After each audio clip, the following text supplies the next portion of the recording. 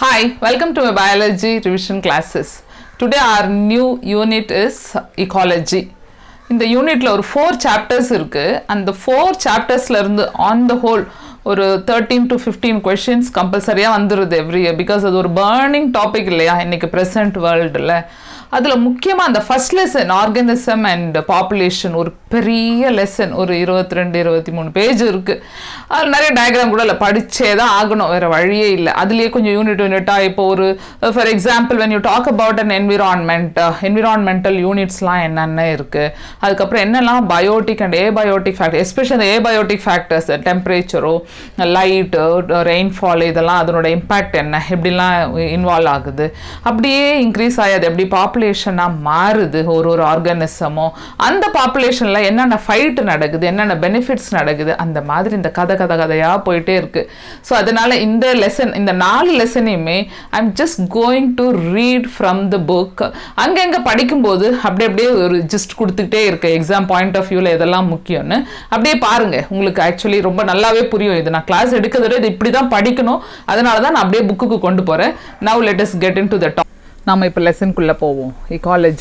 Ecology ஒரு unit. இந்த யூனிட்டில் மொத்தம் 4 டாபிக்ஸ் இருக்குது. ஒவ்வொரு யூனிட் ஆரம்பிக்கும் முன்னாடியும் அதுக்கு ஒரு குட்டி இன்ட்ரடக்ஷன் கொடுத்துருப்பாங்க. அது ரிலேட்டடாக இருக்கிற சயின்டிஸ்ட் கொடுத்துருப்பாங்க. இங்கேயும் அதே மாதிரி. ஸோ நான் இங்கேருந்தே வரேன், ஏன்னா நம்ம இப்போது ஃபஸ்ட் டைமாக படிக்கும்போது இதுலேருந்து ஆரம்பித்தா தான் நல்லது. இதில் பார்த்தீங்கன்னா diversity is not the characteristic of living organism but also a content in biology textbook. இப்போ நம்ம யூஸ்வலாக பயாலஜின்னு பார்த்தீங்கன்னா botany, zoology, microbiology, classical, modern அப்படின்னு படிச்சுட்டு இருக்கோம். அதில் இப்போ நம்ம இக்காலஜி அது ஒரு important part, because we are all a part of a ecosystem. அதனால ஓகே, ஒரு இக்காலஜி அப்படின்னா you have to study about your surrounding. அந்த சரௌண்டிங் எதெல்லாம் கம்பைல் ஆகி ஒரு சரௌண்டிங் ஃபார்ம் ஆகிருக்கு, அதில் இருக்கிற காம்பனன்ட்ஸ் என்ன அப்படின்னு பார்த்தீங்கன்னா the basic unit of ecology அப்படின்னா திஸ் இஸ் ஆர்கானிசம். அது ரொம்ப முக்கியம். ஏன்னா டாக்ஸானமியில் the basic unit of taxonomy அப்படின்னு கேட்டால் you can just put species. Here the basic unit of ecology is organism. ஒவ்வொரு இண்டிவிஜுவல் ஆர்கானிசம், இப்போ ஒரு காக்காயை எடுத்துக்கிட்டோம், ஒரு குருவியோ இல்லை ஒரு ஹியூமன் பீயிங்கோ இல்லை ஒரு டாகோ ஒரு கேட் ஆர் எனி திங், அது மாதிரி அப்படியே group of organisms will form a population. நிறைய பாப்புலேஷன் சேர்ந்து இப்போ ஒரு கிளாஸ் ரூம் வருது, students are the classroom population. வெறும் ஸ்டூடெண்ட் மட்டும் இல்லாமல் அந்த கிளாஸில் ஒரு பக்கமாக அந்த செவத்தில் பல்லி போகிறதோ, ஒரு நாள் பல்லி போகிறதோ, இல்லை ஒரு பக்கமாக செலந்தி கூடு கட்டி வச்சுருக்கிறதோ, அப்பப்போ அந்த பக்கம் போகிற சில குருவிகள் அப்படி எட்டி பார்த்துக்கிட்டு போகிறதோ, இல்லை சில நேரத்தில் ஜன்னல் வழியாக காக்கா வந்து இது எல்லாம் சேர்ந்தா different population collectively form a community. And ecosystem, இப்போ ஈகோசிஸ்டம்ங்கிறது டிஃப்ரெண்ட் கம்யூனிட்டி with external factorsனா abiotic factors. abiotic இப்போ ஒரு ecosystemல biotic abioticனு சொல்லுவோம். bioticனா living species, plants, animals. abioticனா temperature, light, thermal, that is temperature, what is that, rainfall, soil, all comes under that. And ecology explains to us all this. A particular aspect of this is the study of anthropogenic environmental degradation. நம்ம இதெல்லாம் பண்ணும்போது நம்ம எவ்வளோ interact பண்ணியிருக்கோம் நம்ம என்விரான்மெண்ட்டோட, பண்ணிவிட்டு இந்த என்விரான்மெண்ட்டை எப்படி பொல்யூட் பண்ணி வச்சுருக்கோம், இதனால நமக்கு என்னென்ன லாஸ் இருக்குது, இதை எப்படி நம்ம சரி பண்ண போகிறோம், ஓகே, அப்போ தானே நம்ம இன்னும் பீஸ்ஃபுல்லாக வாழ முடியும். அதெல்லாம் பற்றி தான் நம்ம இந்த ஒரு யூனிட்டில் ஆன் த ஹோல் படிக்க போகிறோம். இதில் முக்கியமாக இந்த சயின்டிஸ்ட் இருக்கார் ராம்தியோ மிஸ்ரா, அவரை பற்றி நம்ம கண்டிப்பாக தெரிஞ்சுக்கணும். இதில் சம்டைம்ஸ் இங்கேருந்தும் வந்துடலாம் question. See father of ecology in India Ramdeo Misra. அவரோட date of birth 26th August 1908. அதுலேருந்து 1998 வரைக்கும் his life span was. And அவரோட PhD ஓகே இன் யூகேயில் லீட்ஸ் யூனிவர்சிட்டியில் under Pearsall. Okay, and he worked in Banaras Hindu university வாரணாசியில். முக்கியமாக environment response, plant productivity, nutrient, ஒரு 50 research scholars were under him. And he was honored with many fellowships and of the Indian National Science Academy and World Academy of Arts and Science and the prestigious Sanjay Gandhi Award in Environment and Ecology. Due to his efforts, the Government of India established the National Committee for Environmental Planning and Coordination. இதுதான் பின்னாடி environment and forest act ministry இங்கே வந்திருக்கு பாருங்கள், 1984. So இது எல்லாத்தையும் கொஞ்சம் தயவு செய்து படிச்சுருங்க. இதுக்கப்புறம் தான் நம்ம இப்போ டாப்பிக்குள்ளேயே போகிறோம். ஆர்கானிசம் அண்ட் பாப்புலேஷன், இது தானே பேசிக் யூனிட்டு. இதுனா நிறைய சேர்ந்தா ஒரு பாப்புலேஷனாக மாறுது இல்லையா. இப்போது இங்கேருந்து இதுலேயுமே நம்ம பயோட்டிக் ஃபேக்டர்ஸ் எல்லாமே படிப்போம். So our living world is fascinatingly diverse and amazingly complex.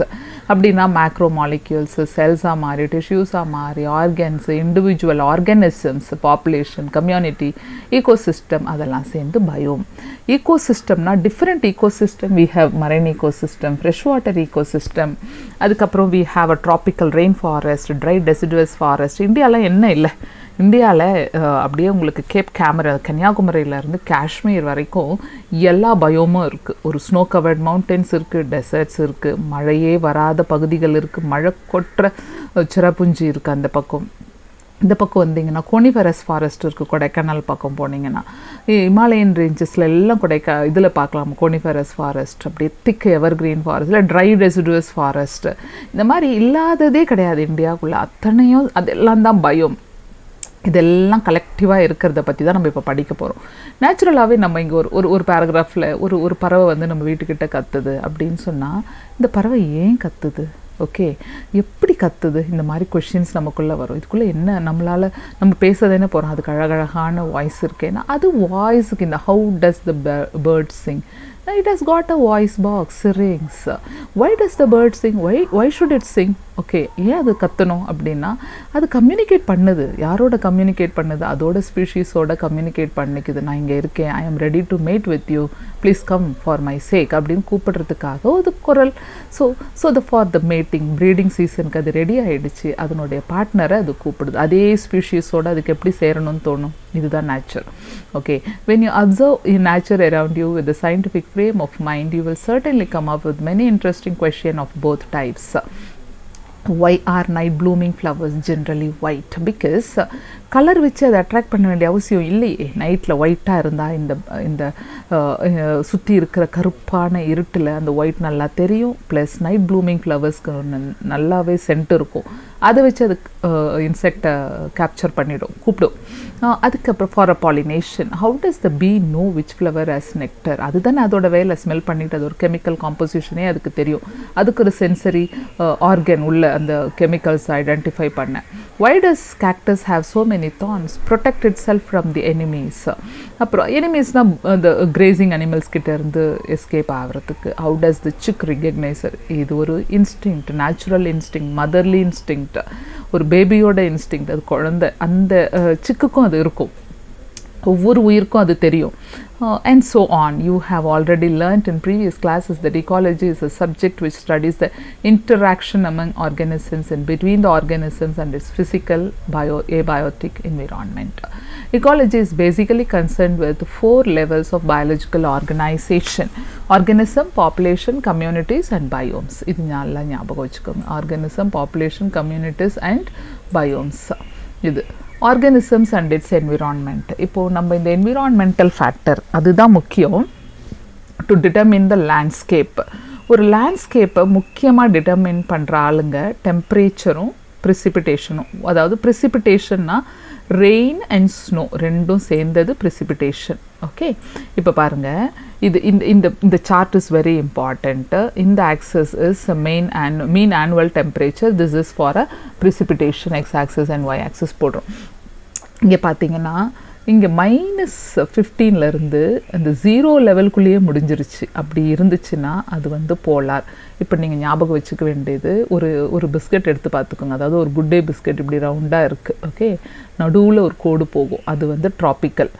அப்போ 2வது ஒரு கோடு போகும், அது சப்ட்ராபிக்கல். 3வது ஒரு கோடு போகும், அது டெம்பரேட். 4வதாக முடிஞ்சிடும் பிஸ்கெட், அது போலார். ஸோ அதே மாதிரி மேலேயும் நடுவில் இருக்கிறது உங்களுக்கு தட் இஸ் ட்ராபிக்கல், 2வது சப்ட்ராபிக்கல், 3வது ஒரு ஏரியா அது வந்து டெம்பரேட், 4th வந்து போலார். இந்த இது வந்து லாட்டிடியூடினல் வேரியேஷன் அப்படின்னு பயோடைவர்சிட்டி லெசனில் கொடுத்துருப்பாங்க. இங்கே நான் உங்களுக்கு சொல்கிறேன். இப்போ அதே மாதிரி இந்த நடுவில் இருக்குல்ல ட்ராபிக்கல், நம்மலாம் ட்ராபிக்கல் பீப்புள். ஓகே, நம்ம ஊர்லெலாம் வந்து அப்படியே குளிர்ந்து செத்து போகிற அளவுக்கு பனி மூடி பனி பொழிஞ்சு அந்த மாதிரிலாம் எதுவுமே நடக்கிறதில்ல. நமக்கு அழகாக டெம்பரேச்சரு அப்புறமா ரெயின் மாறி மாறி கரெக்டான ஃப்ரீக்குவென்சியில் நம்ம இருக்கோம். இங்கே பாருங்கள், 400 தாண்டி போன ஒரு ப்ரிசிபிடேஷன், டெம்பரேச்சரும் அப்படியே 25ல் இருக்குது. ஸோ இதுதான் tropical area. Okay, tropical forest. இதே நீங்கள் இந்த ஆர்டிக்கு வாங்க, கம்பல்சரியாக இது வந்து இங்கே பாருங்கள், டெம்பரேச்சரு 0ல் இருக்குது, மைனஸில் இருந்து ப்ரிசிபிடேஷன் வந்து 100 வரைக்கும் வந்திருக்கு. அப்படியே ஸ்னோ கவர் ஆகிடுச்சு. டெசர்ட்னா ஒன்லி டெம்பரேச்சர் இங்கே 20லேருந்து 25க்கு நடுவில் இருக்குது. ஆனால் ப்ரிசிபிடேஷனே இல்லை, இப்படியே நின்றுருச்சு. அங்கேருந்து கிராஸ்லேண்ட் போனீங்கன்னா கொஞ்சம் மாடரேட்டாக ரெண்டும், ஆனால் இது கம்மியாகிடுச்சு ப்ரிசிபிடேஷன். கோனிஃபரஸில் ரெண்டுமே அப்படியே பார்க்கலாம். அதனால் evergreen, because they withstand the highest temperature too. Temperate forest இங்கேருந்து அப்படியே இங்கே அதிகமாக இப்படி வந்து நின்றுச்சு. ஸோ இந்த பிக்சர் இஸ் வெரி இம்பார்ட்டண்ட். இந்த டெம்பரேச்சரும் ப்ரிசிபிடேஷனையும் கொஞ்சம் பார்த்துக்குங்க. ஸோ நாமெல்லாம் டாப் லெவலில் இருக்கிற tropical forest, tropical country people, we are all. Okay, so இப்போது இந்த regional and local variation with இந்த பிக்சர் வச்சுக்கிட்டு தான் நீங்கள் இதை படிக்கணும். அப்படின்னு பார்த்தீங்கன்னா இந்தியாவில் we have got Rajasthan desert, அதுக்கப்புறம் மேகாலயா ஃபாரஸ்ட்டு, அதில் எக்கச்சக்கமான மழை பொழியுதல், இதெல்லாம் இல்லாமல் இதை வச்சு தான் உங்களுக்கு deep ocean trenches, torrential streams, permafrost அப்படின்னு சொன்னாலே உங்களுக்கு ஸ்னோ கவர், அப்படியே either above the earth or below the earth, உங்களுக்கு கீழவும் அப்படியே ஸ்னோ கவர்டாக போகலாம். ஓகே, இந்த கடலில் இதெல்லாம் இருக்கும் இல்லைங்களா, பனிப்பாறைகள், அது high mountain tops, boiling thermal springs, stinking compost pit, to name a few. Even our intestine is a unique habitat for hundreds of species of microbes. நிறைய microbial fauna and flora நம்ம படிப்போம் human பாடியில். இந்த picture ஞாபகம் வைக்கும், இது ரொம்ப முக்கியம். இந்த பிக்சரில் பார்த்தீங்கன்னா கொஞ்சம் ஃபாரஸ்ட்டும் இங்கே கொஞ்சம் இந்த சன்னும் காட்டுறாங்க பாருங்கள். ட்ராபிக்கல் ரெயின் ஃபாரஸ்ட் இப்படி காமிச்சா, இப்படி மொத்தமாக இப்படி காமிச்சா டெசிடுவஸ் ஃபாரஸ்ட் எக்ஸாமில். இங்கே உங்களுக்கு டெசர்ட், இங்கே வந்து சீ இருக்குது. ஸோ இது வந்து சீ கோஸ்ட். கம்பல்சரியாக பிக்சரெல்லாம் மறந்துடாதீங்க. what are the key elements that lead to so much variation in the physical and chemical condition of different habitat? Temperature தான். டெம்பரேச்சரும் வாட்டரும் தான் முக்கியமாக ஒரு லேண்ட்ஸ்கேப்பையே டிசைட் பண்ணுது. அதுதான் இந்த பேராகிராஃப் ஃபுல்லாக இருக்கும். இது இல்லாமல் இன்டராக்ஷன் இருக்கும். இதில் இருக்கிற components, pathogens, parasites, predators and competitors of the organism with which they interact constantly. We assume that over a period of time the organism had through natural selection evolved adaptations to optimize its survival and reproduction in its habitat. According to that condition, எதெல்லாம் வந்து reproductive capacity வருதோ that is going to make a big population. நம்ம Darwin சொன்ன மாதிரி. Okay, major abiotic factors. டெம்பரேச்சரில் நீங்கள் முக்கியமாக தெரிஞ்சுக்க வேண்டியது, இதில் நான் இப்போ சொன்ன மாதிரி இங்கே தான் சென்டரில் ட்ராபிக்கல், மேலே போக போக போலார். ஸோ மேலே போக போக போக டெம்பரேச்சர் குறைஞ்சிக்கிட்டே வருது, சென்டரில் அதிகமாக இருக்குது. So it ranges from sub-zero level in polar areas and high altitudes to above 50 degrees C in tropical deserts. In the above 50 degrees C in tropical deserts. There are, however, unique habitats such as thermal springs and deep sea hydrothermal. இப்போ when you go to the deep sea, you can see that 100 degrees C boiling temperature. ஏன்னா அதெல்லாம் வெண்ட்டுன்னு சொல்லுவோம். Okay, இப்போ நீங்கள் பார்க்க போனீங்கன்னா இது ஒரு mango tree cannot grow in Canada and Germany because of their climatic condition. Okay, அதே மாதிரி ஸ்னோ லெப்பர்டை நீங்கள் கேரளாவில் பார்க்க முடியாது. டூனா ஃபிஷ்ஷுன்னு ஒரு ஃபிஷ்ஷு, அது rarely caught beyond tropical latitudes in the ocean. Okay, அது அப்படின்னா இந்த ஏரியாவில் சுற்றிக்கிட்டு இருக்க ஒரு ஆள், அது டெம்பரேச்சர், இந்த ஏரியா டெம்பரேச்சர் அதுக்கு தேவை. So you can readily appreciate the significance of temperature to living organisms when you realize that it affects the kinetics of enzyme. So ஏன்னா என்சைம் தான் பேசிக் மெட்டபாலிசத்தை நடத்துகிற ஒரு ஆள். ஒரு என்சைம் ப்ரோட்டீன் காம்போசிஷன், அதில் ப்ரோட்டீனோட பெப்டைட் பாண்ட் டெம்பரேச்சர் வேரி ஆனால் உடஞ்சி போயிடும். அப்போது தெர் இஸ் நோ ஆக்டிவிட்டி. அப்படின்னா டெம்பரேச்சர் ரிலேட்டடாக வச்சு ஒரு animal which is capable of living in a wide range of a temperature அப்படின்னு சொன்னால் அதை யூரிதெர்மல் அப்படின்னு சொல்லுவோம் இங்கே. ஓகே, இன் கேஸ் இந்த ஸ்டீனோதெர்மல் அப்படின்னு சொன்னீங்கன்னா the animal which is capable of living in a narrow range of temperature. இந்த narrow range of temperature எல்லாம் உங்களுக்கு ஸ்டீனோதெர்மல். அண்ட் ரொம்ப வைட் ரேஞ்சுக்கு வந்தால் அது யூனா ட்ரூ thermal, so they அப்படி ஞாபகம் வச்சுக்கோங்க. ஓகே, நம்ம இப்போ ஜென்ரலாக பார்க்குறோம். Can you think of few eurythermal and stenothermal animal அப்படின்னு சொன்னால் பார்க்கலாமே. யூரிதெர்மல் ரொம்ப வைடு ரேஞ்ச் ஆஃப் டெம்பரேச்சருக்கும் நம்மளால் வாழ முடிஞ்ச அனிமல்ஸ் எல்லாம் ரொம்ப என்ன அது ஹோமியோஸ்டேசிஸ் இருக்கும், ரெகுலேட்டரி மெக்கானிசம் இருக்கும். நம்ம ஹியூமன் பீயிங்ஸ் மேமல்ஸ் எல்லாமே அதுக்குள்ளே வந்துடாச்சு. ஸ்டீனோதெர்மல்னால் இந்த ஃபிஷ்ஷஸ் அதெல்லாம் அதுக்குள்ளே போயாச்சு. In recent year there have been growing concern about the gradually increasing average global temperature.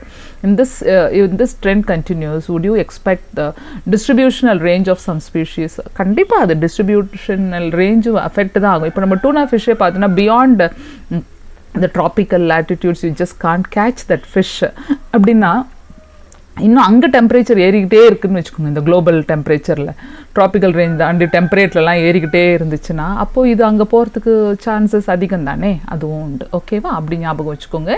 Water when you talk about next to temperature, so when you talk about the temperature, water is next item is water. Water is the one which determine the factor. இப்போ இந்த ஃபேக்டரில் முக்கியமாக 3 important aspect. ஒன்று வந்து வாட்டரோட salinity தான். Okay, அது pH vary. இங்கே பாருங்கள், இங்கேருந்து படிப்போம். இது ஓஷன்னா என்ன, லேக்னா என்ன, ரிவர்னா என்ன, இதெல்லாம் உங்களுக்கு தெரியும்.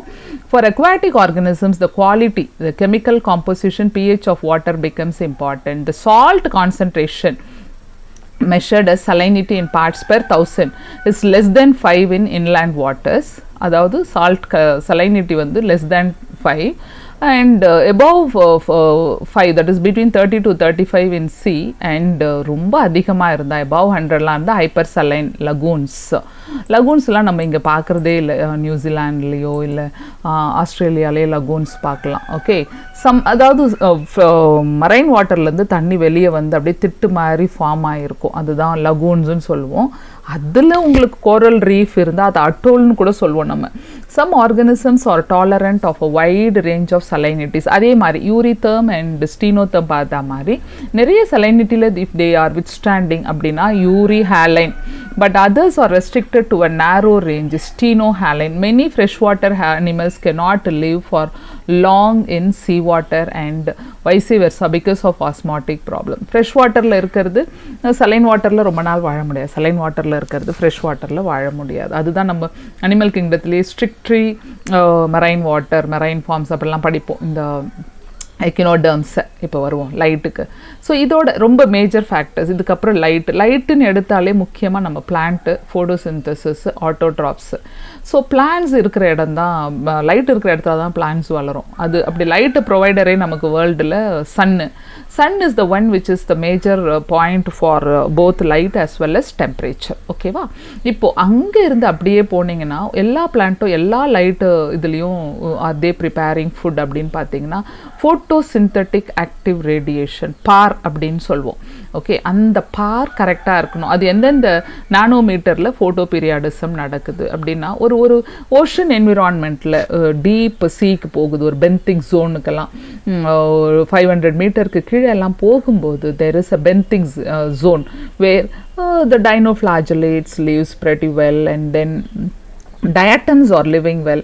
So they are the major producers in those zone. upper zone லலாம் வந்தீங்கன்னா chlorophyll containing chlorophyci, அதுக்கு கீழே போனீங்கன்னா brown algae, red algae எல்லாம் இன்னும் டீப்பாக போய் அப்படியே வாழறதுக்கு அதுக்கான chloroplast. So low light intensityல they are capable of making the photosynthesis. இதுதான் இதில் ஒரு லைன் இருக்குது முக்கியமாக. For many animals too, light is important in that they use diurnal and seasonal variation in light intensity and duration cues for timing for foraging, reproductive and migratory animals. அப்படின்னா இந்த photoperiodism லைட்டில் exposure ஆகிறது is that only applicable for plants or is it for animalsன்னு கேட்டால் it is for both.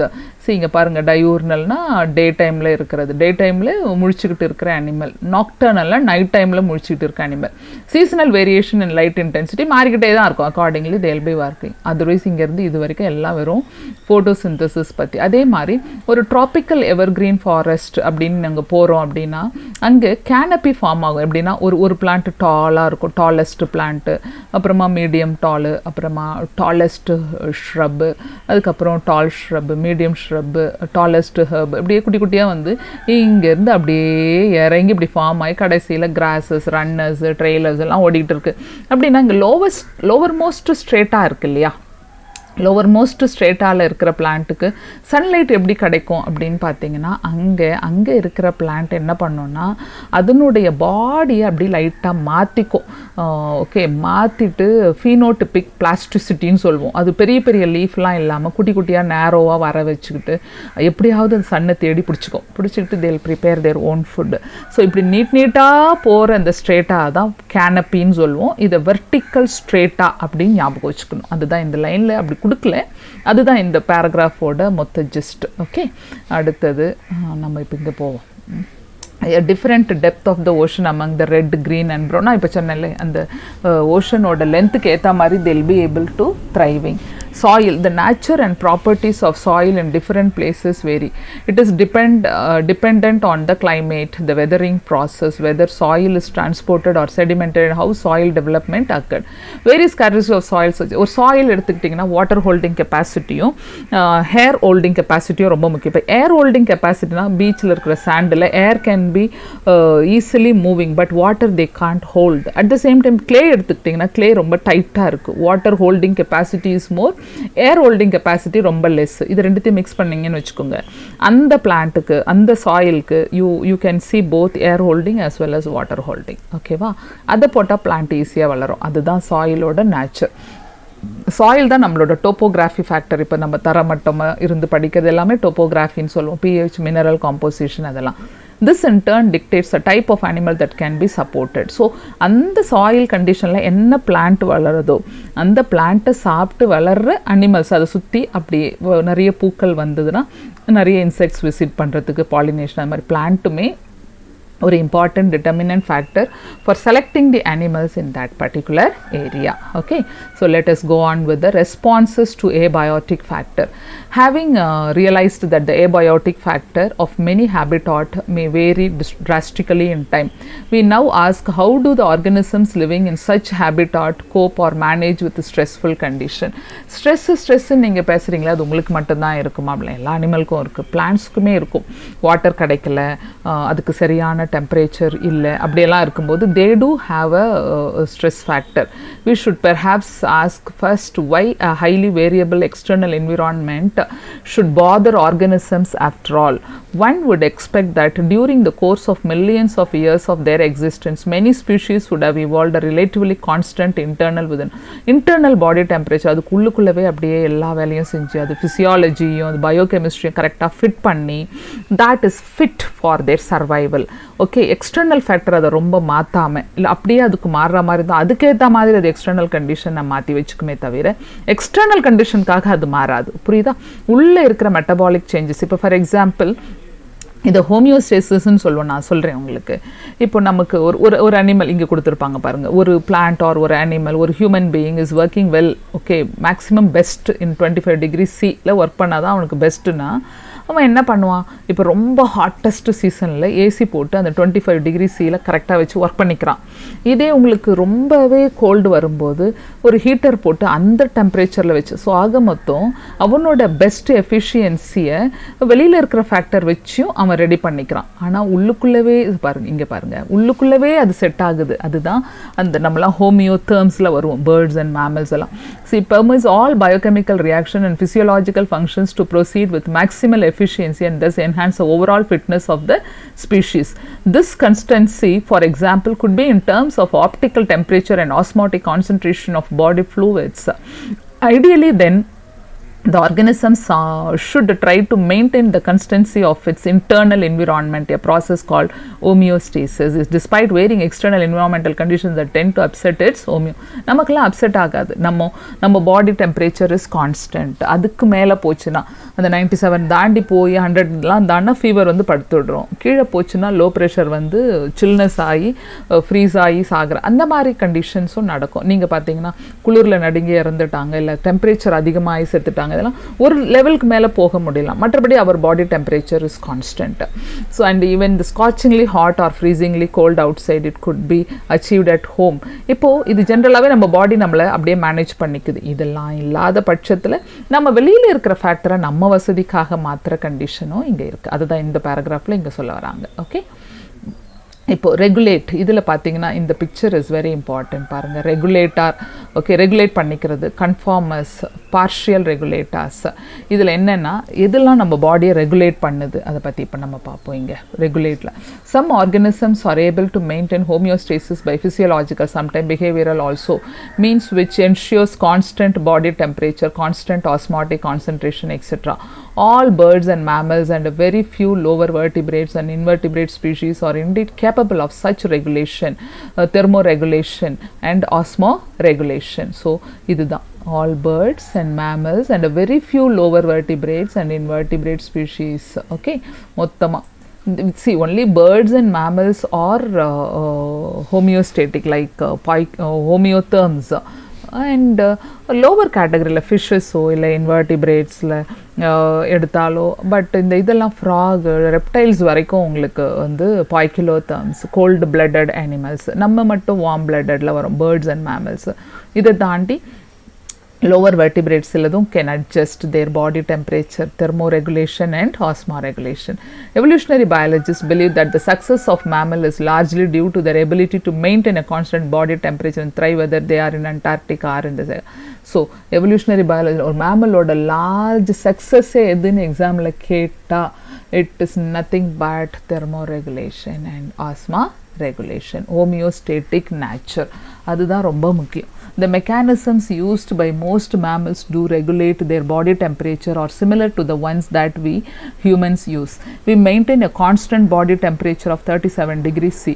In summer, when outside temperature is more than our body temperature, we sweat profusely. The resulting evaporative cooling, similar to what happens with the desert cooler in operation, brings down the body temperature. So in the madri, in winter when the temperature is much lower than 37 degrees, we start to shiver, a kind of exercise which produces heat and raises the body. So shivering அப்படின்னு சொன்னால் குளிர்துன்னு அர்த்தம் இல்லை, நம்ம பாடி temperature rice ஆகுது அப்படின்னு அர்த்தம். Understood? இப்போது உங்களுக்கு வின்டரில் அப்படியே குளிர்றதும் சம்மரில் ஸ்வெட் ஆகிறதும், ஸ்வெட்டாகி கூல் பண்ணுது இங்கே எப்படி. Plants on the other hand do not have such mechanism to maintain internal temperature. Conform, an overwhelming majority, 99% of animals and nearly all plants cannot maintain a constant internal temperature. So இது ரொம்ப முக்கியமான line. Okay, their body temperature changes with the ambient temperature. In aquatic animals, the osmotic concentration of the body fluid change with that of ambient water osmotic concentration. These animals and plants are simply conformers, அதாவது இந்த பாய்கிலோதர்ம்ஸ் எல்லாம். Considering the benefits of a constant internal environment to the organism, we must ask why these conformers had not evolved to become regulator. Recall the human analogy we use above. Much as they like, how many people can really afford an air conditioner? Many simply sweat it out and resign themselves to suboptimal performance in hot summer months. உள்ள மாற்றிக்க முடியல, சரி நான் அப்படியே இருந்துட்டு உள்ளே போய்க்கிறேன், நான் அப்படியே அந்த கண்டிஷன்லேயே இருந்துக்கிறேன், நான் ஏன் மேலே வந்து மாறலை, நான் ஏன் பாய்கிலோதர்மாவே இருக்கணும், நான் ஏன் ஹோமியோதர்மா மாறலைன்னா அதால் முடியல, மாற முடியல, சரி என்னால் இதோட கம்ப்ளீட் பண்ண முடியும், இப்படியே இருந்துக்கிறேன் அப்படின்னு இருந்துருச்சு. Thermoregulation is energetically expensive for many organisms. This is particularly true for small animals like shrews and hummingbirds. Heat loss, இது hummingbirds எல்லாம் ரொம்ப குட்டியான ஒரு பேர்டு இல்லையா அது. Heat loss or heat gain is a function of surface area. Since small animals have a larger surface area, this is another important exam question. Since small animals have a larger surface area relative to their volume, body volume or surface area, they tend to lose body heat very fast when it is cold outside. Okay, see, small animals ku larger surface area and smaller volume. Okay, அது மாதிரி பெரிய அனிமலுக்கு அப்படியே உல்ட்டாவாக இருக்கும். Then they have to expend much energy to generate body heat through metabolism. This is the main reason why very small animals are rarely found in polar region. Polar ரீஜன்னாலே பெரிய பெரிய Allen ரூலில் கூட பார்க்கலாம், பெரிய பெரிய body but small protruding organs. நீங்கள் polar ஏரியாவுக்கு போக போக பெரிய பெரிய பாடி இருந்தால் தான் இந்த ஃபேட் எல்லாம் சேர்ந்து they can generate heat so that they can withstand that climatic condition. இதே நம்ம ட்ராபிக்கல் கண்ட்ரிஸ் அனிமல்ஸ்க்குலாம் வந்தீங்கன்னா அனிமல்ஸ்லாம் சின்னதாக தான் இருக்கும். அப்படியே ரொம்ப பெரிய அனிமலாக இருந்தாலும், இப்போ for example when you talk about elephant ரொம்ப பெருசு, ஆனால் அது பாடி ஹேரே இல்லாத மாதிரி ஒரு அமைப்பு. அந்த காது வழியாக அந்த சூடை அனுப்புறதுக்காக ஆடிக்கிட்டே இருக்கிற காது, குட்டியான டெய்லு, இதெல்லாம் அதனுடைய major plus point to maintain such a big body. அதே மாதிரி நீங்கள் கேமல் எடுத்துக்கிட்டிங்கன்னா அதில் இருக்கிற அந்த பாஸ், அந்த கால் வந்து ஸ்பாஞ்ச் மாதிரி இருக்கிறதோ, வாட்டர் ஹோல்டிங்கோ, இல்லை அந்த நோஸோட ஸ்ட்ரக்சரோ, ஸோ நேச்சுரே அதை டிசைட் பண்ணி இருக்குது. ஸோ ஒவ்வொரு அனிமல், பெரிய பெரிய அனிமல் நம்ம ட்ராபிக்கலில் இருக்கிற ஃபியூ அனிமல்ஸ் தான், அது எல்லாமே இப்போ நம்ம இப்போபட்டாமஸ் எடுத்து அது எப்படி சேத்துல உட்காந்துக்கிட்டு இருக்கிறது டு மெயின்டைன் தட் டெம்பரேச்சர் அந்த மாதிரி. Okay, so this is the main reason why very small animals are seen. During the course of evolution, the cost and benefits of maintaining a constant internal environment taken into consideration, some species have evolved the ability to regulate, but only over a limited range of environmental condition, beyond which they simply conform. If the stressful external conditions are localized or remain only for a short duration, the organism has two other alternatives. Stressful conditions or localized இருந்துச்சுன்னா இப்போ organism has two alternative. என்னென்ன alternative வச்சிருக்கு அப்படின்னு பார்த்தீங்கன்னா, migrate or suspension. Migrate ஆகி ஒரு ஏரியாவிலேருந்து இன்னொரு ஏரியாவுக்கு ஓடி போயிடுறது. ஓகே, நம்ம இங்கே வெயில் அடித்தா தாங்க முடியலன்னு ஊட்டியில் போய் எடுக்கிற மாதிரி, அதுக்கு ஒரு பெஸ்ட் எக்ஸாம் இங்கே பாருங்கள். The organism can move away temporarily from the stressful habitat to a more hospitable area and return when stressful period is over. In human analogy, this strategy is like a person moving from Delhi to Shimla for the duration of summer. Many animals, particularly birds, during winter undertake a long distance migration to food. This is a very important line in the area. எங்கேருந்து எங்கே வருது, அந்த area எங்கே இருக்குது. இந்த Keoladeo national park in Bharatpur in Rajasthan host thousands of migratory birds from Siberia. இந்த சைபீரியாவும் கிலாடோ national park ராஜஸ்தானில் இருக்கிற பரத்பூர், இது வெரி இம்பார்ட்டன்ட், மைக்ரேட் ஆகி வரும். சஸ்பென்ஷன் அப்படின்னு சொன்னாலே உங்களுக்கு தெரியும், birds the amphibians go for hibernation or winter sleep or summer sleep, அதெல்லாம் இருக்கு இல்லையா அது. In bacteria, fungi and lower plants, various kinds of thick walled spores are formed from which help them to survive unfavorable condition. These germinate on availability of a suitable environment. In higher plant, seeds or some other vegetative reproductive structures serve as means to tide over periods of stress besides helping in dispersal. And they germinate to form new plants under favorable moisture and temperature condition. They do so by reducing their metabolic activity. இங்கே பாருங்க, you cannot say that it is they don't have a metabolism அப்படின்னு சொல்லக்கூடாது. They reduce their metabolic activity and going into a state of dormancy. Exam கொஸ்டின்ல இப்போ dormancy பீரியட்ல அது metabolism இருக்கா இல்லையானா இருக்கு, reduced metabolic activity. இதே மாதிரி ஒரு லைன் தான் செல் சைக்கிள்லேயும் வரும். செல் சைக்கிளில் நமக்கு வரும் பாருங்கள், இந்த குவிசன்ட் ஸ்டேஜில் எப்படி அது மெட்டபாலிக்கலி ஆக்டிவாக, மெட்டபாலிசம் இருக்கா இல்லையா, அது ஆக்டிவ் ஸ்டேஜா இன்ஆக்டிவ் ஸ்டேஜா, அதையும் ஜாயின் பண்ணி படிச்சுக்கோங்க. இதுலேருந்து ஒரு லைன் அதுலேருந்து ஒரு லைன் போட்டு which of the following line correct ராங்னு கேட்கலாம். In animals, the organisms if unable to migrate might avoid the stress by escaping in time. The familiar case of bears going into a hibernation during winter is an example of escape. So the bears population will go for an hibernation. இங்கே அதே மாதிரி you can talk about some snails and fish go into estivation to avoid summer related problems, heat and desiccation. Fishum snail may go for estivation. Okay, summer sleep, அது winter sleep is hibernation, summer sleep is estivation. Okay, under unfavorable condition, many zooplankton species in lakes and ponds are known to enter diapause, a stage suspended development. Okay, suspended development is different from escaping from the environment. So that is the difference between the hibernation, estivation and diapause. Okay, zooplanktons and very few zooplanktons go for it. Okay, ma, I just come like this. Okay, wait, I just mark it. Okay, then adaptations. While considering the various alternative availables of organisms for coping with extremes in their environment, we have seen that some are able to respond through certain physiological adjustments while others do so behaviorally, migrating temporarily or less stressful habitat. இதெல்லாம் தாண்டி அது என்னென்னலாம் adaptations வச்சுருக்கு. நான் இங்கே class எடுக்கிறேன், என்னோட பக்கத்து வீட்டில் ஒரு ஃபேர்மில் நிறைய கோழிங்க வளர்த்துட்ருக்காங்க. அதனுடைய சத்தம் அப்படி இதுவும் ஒரு இன்டராக்ஷன் மாதிரி, ஒரு கம்யூனிட்டி, ஒரு ஆர்கானிசம் பாப்புலேஷன்லாம் தாண்டி ஒரு கம்யூனிட்டியோடவே கிளாஸ் போகிற மாதிரி இருக்குது இந்த ecology. That's a great fun here. Okay, don't mistake, just go on with. These responses are also actually their adaptation. So they just adapt themselves. For example, இப்போ நம்ம தாமரைப்பூ தண்ணியில் தான் இருக்குது.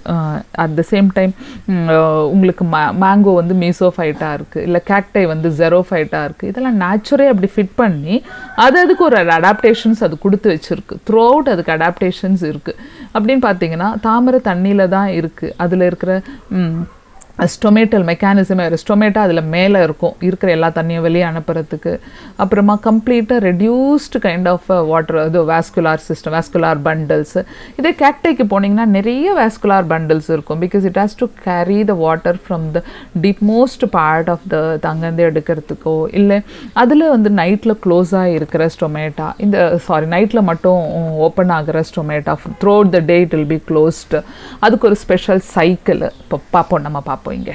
ஸோ இதெல்லாமே adaptations that enables the organisms to survive and reproduce in its habitat. Many adaptations have evolved over a long evolutionary time and are genetically fixed. In the absence of an external source of water, the kangaroo rat in North American desert, okay, kangaroo rat in North American desert is capable of meeting all its water requirements through its internal fat oxidation. How do they manage fat oxidation? Okay, byproduct. It also has the ability to concentrate its urine so that the minimal volume of water is used to remove excretory, concentrating the urine and then fat metabolism. And they don't drink even water. Okay, many desert plants have a thick cuticle on their leaf surface and have their stomata arranged in deep pits to minimize water loss through transpiration. Sunken stomata anu solvom, deep pits la irukra stomata. They also have a special photosynthetic path, CAM cycle, crassulacean acid metabolism, adha CAM,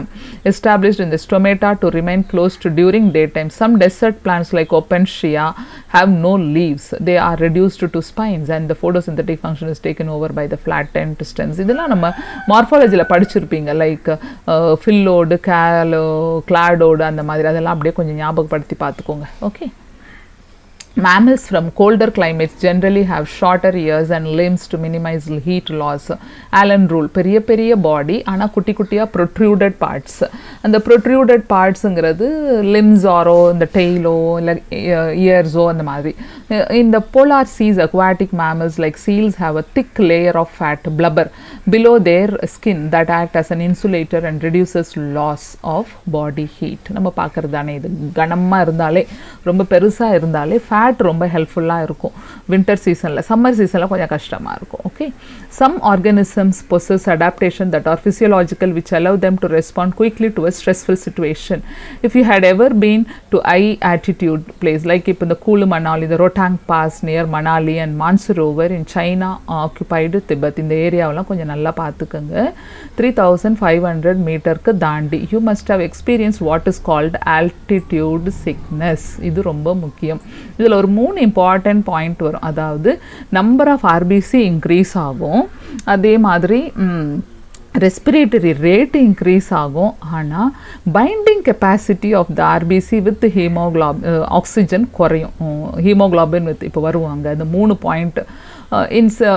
its symptoms include nausea, fatigue and heart palpitation. Palpitation அப்படின்னு சொன்னால் அதிகமாக heart அடித்து heart beat ஆகி நம்ம காதுலேயே விழுறது தான் palpitation.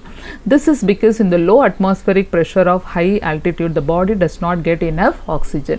But gradually you get acclimatized and stop experiencing altitude sickness. How did your body solve this problem? The body compensates low oxygen availability by increasing red blood production. இந்த லைன் தான் நான் சொன்னேன். Red blood production increase ஆயிடுச்சு. Decreasing the binding affinity of affinity of a hemoglobin, second point, increasing the breathing rate, third point. So ரெண்டு increase, red blood increase ஆகுது, breathing rate increase ஆகுது. ஆனால் அந்த hemoglobin oxygen binding வந்து slow ஆகும். Many tribes live in the high altitude of Himalayas. Find out why.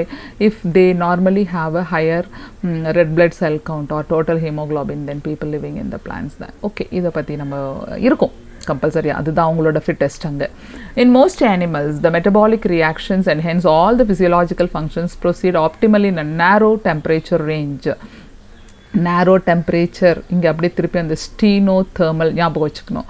In human it is 37 degree, but there are microbes, archibacteria that flourish in hot springs and deep sea hydrothermal vents where temperature far exceed 100 degrees C. How is this possible? அதெல்லாம் அதுதானே எக்ஸ்ட்ரீமோஃபைல்ஸ்ன்னு சொல்கிறோம், thermophilic bacteria அந்த மாதிரி. Okay, many fish thrive in Antarctic water where the temperature is always below zero. How do they manage to keep their body fluids? By anti-freezing protein அது உடம்புல form ஆகிட்டு இருக்கும். So they will be managing that. A large variety of marine invertebrates and fish live at great depths in the ocean where the pressure could be below 100 times the normal atmospheric pressure that we experience. How do they live under such crushing pressure, and do they have any special enzymes? Organisms living in such extreme environment show a fascinating array of biochemical. அது எல்லாமே biochemical அந்த pressure பாயிண்ட்டை maintain பண்ணுறதுக்கு ஏற்ற மாதிரி அதோட vertebral காலமோட number ஆகட்டும், அதில் என்சைமேட்டிக் கண்டிஷன்ஸ் ஆகட்டும், மெட்டபாலிக் ரேட் எல்லாமே மாறும். அதனால தான் they'll be able to live there. Some organisms show a behavioral response to cope with variation in their temperature, environment.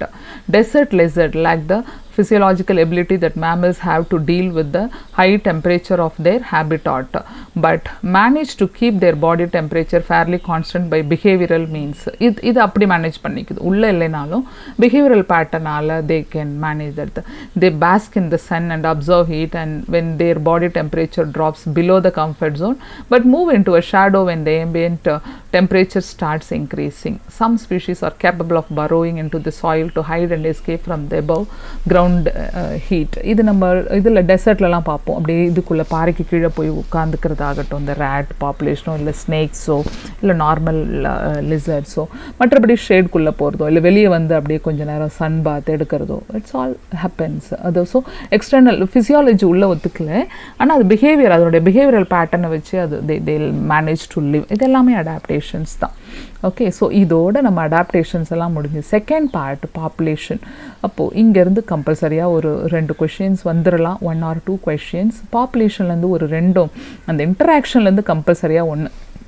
Okay, படிப்போம். இப்போ பாப்புலேஷன் ஆட்ரிபியூட்ஸ். Population அப்படின்னு சொன்னாலே group of organisms, same species.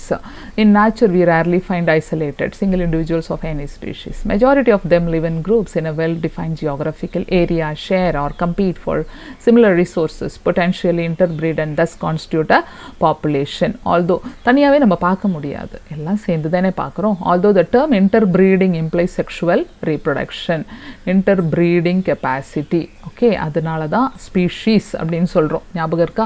First லெசனில் வரும் அது. ஸ்பீஷீஸ்னால் என்னென்னா, they have a capacity to interbreed. Man can mate only with a women. ஒரு கேட்டும் தான், டாகும் தான். அதுதான் a group of individuals resulting from even asexual reproduction is also generally considered a population for the purpose of ecological study. இது பண்ணாதான்லாம் கிடையாது, நிறைய இடத்துல asexual reproduction போயிட்டு இருக்கு இல்லையா, வெஜிடேட்டிவ் ப்ராபகிள்ஸ் வச்சோ இல்லை ஸ்போர்ட்ஸ் வச்சோ they are preparing. So all that comes under. All the cormorants in a wetlands, rats in an abundant dwelling, teakwood trees in a forest track, bacteria in a culture plate and lotus plants in a pond are examples of a population. இதெல்லாம் சும்மா எங்க நிறைய பேர் இருந்தா. In earlier chapters you have learnt that although an individual organism is the one that has to cope with the changed environment, it is at the population level that natural selection operates to evolve the desired trait. Population ecology is therefore an important area of ecology because it links ecology to population genetics and evolution. நம்ம பார்த்தோம் அங்கே population எப்படி rice ஆகும் according to Darwin. அதுதான் fittest to the survival. A population has certain attributes that an individual organism does not. An individual may have birth and death, but a population has a birth rate and death rate. Okay, individual தான் நம்ம birth death பற்றி, population நம்ம படிக்கும்போது டோட்டலாக birth rate death rate ன்னு படிப்போம். In a population these rates refer to per capita birth and death respectively. The rate hence expressed in change in numbers, increase or decrease with respect to members of the population. Death rate எவ்வளோ இருக்கு, birth rate எவ்வளோ இருக்கு, natality rate. And here is an example. If a pond there are 20 lotus plant last year and through reproduction 8 new plants are added, இப்போ 20 plus 8 to 28 taking the current population 28. We calculate the birth rate as 8 by 20. ஏற்கனவே 20 இருக்கு, அதில் இப்போ 8 add ஆயிருக்கு. So this is 0.4 offsprings per lotus per year. So if 4 individuals in a laboratory population of 40 fruit flies died in 40ல 4 செத்து போச்சு during the specified time interval, say a week, the death rate is 4 by 40. Okay, 0.1 individual per fruit fly per week death rate. இப்படி தான் count பண்ணுறோம். So another attribute characteristic of a population is sex ratio. An individual is either a male or a female, but population has a sex ratio. 60% of a population are female and 40% mothers is in either. எப்பவுமே ஃபீமேலோட birth the lifespan is lengthier than male. Okay, அவங்களோட hormone, அவங்க fittest to the survival male population விட, அதனால அவங்க ரொம்ப நாள் வாழறாங்க. A population at any given time is composed of individual of a different ages. If the age distribution percent individual of a given age or a age group is plotted for the population, the resulting structure is called an age pyramid. இங்க பாருங்க, இந்த age பிரமிட்ல 3 face இருக்கும். ஒன்று வந்து pre reproductive, இந்த blue வந்து reproductive, மேலே இருக்கிறது போஸ்ட் ரீப்ரொடக்டிவ். இப்படியே போயிட்டே இருந்தா ப்ரீ ரீப்ரொடக்டிவ் அப்படியே இருந்து ரீப்ரொடக்டிவ் அண்ட் தென் போஸ்ட் ரீப்ரொடக்டிவ்க்கு அப்புறம் இது அப்படியே இப்படி இருக்குன்னா இது பக்கா பிரமிடு. இதுதான் எக்ஸ்பேண்டிங். இங்கே டிக்ளைனிங் இருக்குது பாருங்கள், இதில் வந்து அன்ஷேப்பில் இருக்கும். ஏன்னா இந்த அரிசியெல்லாம் கொட்டி வைக்கிற பீப்பா இருக்கும் இல்லையா, அலிபாபா மூவியில் வரும் பீப்பாஸ்ன்னு சொல்லுவாங்க. இப்படி கர்வ் ஒன்று, இப்படி ஒரு கர்வ் ஒன்று போட்டு மேலே ஒரு கோடு, இப்படி கீழே ஒரு கோடு போட்ட மாதிரி ஷேப் கர்வ்னு கொடுப்பாங்க. இதை அப்படின்னு பார்த்தீங்கன்னா இது டிக்ளைனிங் கர்வ். ஸ்டேபிளில் ப்ரீ ரீப்ரொடக்டிவ் ஃபேஸும் ரீப்ரொடக்டிவ் ஃபேஸும் ஒரே சைஸில் இருக்கு பாருங்கள். இதுதான் ஸ்டெபிலிட்டி. ஓகேவா? So for human population the age pyramid generally show age distribution of males and females in a combined diagram. The shape of the pyramids reflects the growth status of the population, whether it is growing or stable or declining population. Okay, the size in the shape மட்டும் ஞாபகம் வச்சுக்கோங்க. Okay, earn shape. இது பக்கா pyramid shape. இது கொஞ்சம் பிளண்டான ஒரு pyramid. Okay, base பிளண்டான ஒரு pyramid. The size of the population tells us a lot about the status in the habitat. Whatever ecological processes we wish to investigate in a population, be it the outcome of a competition with another species, the impact of a predator or the effect of a pesticide application, we always evaluate them in terms of any change in the population. யார் வந்து அடித்து சாப்பிட்டுட்டு போயிட்டாங்கன்னா okay, அப்புறம் நம்ம population குறைய தானே செய்யும். அதை வச்சு தான் நம்ம ஏஜும் சரி சைஸும் சரி predators அது சுற்றி இருக்கிற environment எல்லாத்தையும் சேர்த்து. The size in nature could be as low as 10. Okay, 10 is the maximum, below 10. Siberian cranes at Bharatpur wetland in any year or go into millions. Chlamydomonas in a pond, excess millionsல இருக்கு. இப்போ animal சைஸ்க்கு ஏற்ற மாதிரி தானே அதனுடைய பாப்புலேஷனுமே அதனுடைய gestation பீரியடுமே increase. இப்போ ஒரு யானை வந்து ரொம்ப பெரிய சைஸு, அதுக்கு 22 months ஜெஸ்டேஷன் பீரியட். நீங்கள் யோசித்து பாருங்கள், இப்போ இந்த நார்மலாக ஒரு டாக் கேட் மாதிரி ஒரு 3 மாதம் 4 மாதத்துக்கு ஒரு தடவை அது குழந்தை பெருத்துக்கிட்டே இருந்தால் உலகம் ஃபுல்லாக வெறும் எலிஃபென்ட் பாப்புலேஷன் தானே இருக்கும். அதையெல்லாம் நேச்சர் தான் டிசைட் பண்ணியிருக்கு. அதே மாதிரி தான் இங்கேயும் population size, more technically called population density, இதை என்னன்னு சொல்லுவோம். Need not necessarily be measured in numbers only, although total number is generally the most appropriate measure of a population density. It is in some cases either meaningless or difficult to determine. In an area if there are 200 Parthenium plants but only a single huge banyan tree with a large canopy, stating that the population density of banyan is low relatively to that of the Parthenium, amount to underestimate the enormous role of a banyan tree in that community. Banyan tree எவ்வளோ பெருசு, that is the place for many animals to live. Squirrel இருக்கு, இது இருக்கும் ants இருக்கு, parrots வந்து coming and living, and kingfisher is coming, not sorry kingfisher, what is that, woodpecker will come, and human being come and take rest, and so that itself, one banyan tree itself one ecosystem, you can say it is interacting with abiotic and biotic factor.